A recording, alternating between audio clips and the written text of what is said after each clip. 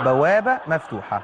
ادي البوابه الصفراء، جمهور بينزل اهو، كله بينزل اهو، البوابه مفتوحه. مين اللي فاتح البوابه؟ وادي الامن واقف، مفيش حد، مفيش اي علاقه. ادي البوابه مفتوحه وصفراء، وكل جمهور بينزل ورايح ناحيه جمهور الاهلي. يعني البوابه مفتوحه. هل ده منطقي ان البوابه تكون مفتوحه؟ هو الامن اللي واقف قدام هناك ده يا جماعه؟ واحد بينط، مش عارف واحد بينط ليه والبوابه مفتوحه. يعني واحد بينط والبوابه جنبه مفتوحه، مش عارف ليه بينط. طب ما البوابه مفتوحه.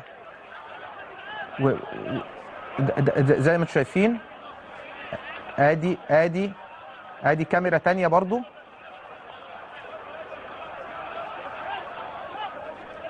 البوابه كان مفتوحه اول الماتش، وكريم ذكري جاب عامل وقفل البوابه، وبعد كده البوابه اتفتحت تاني.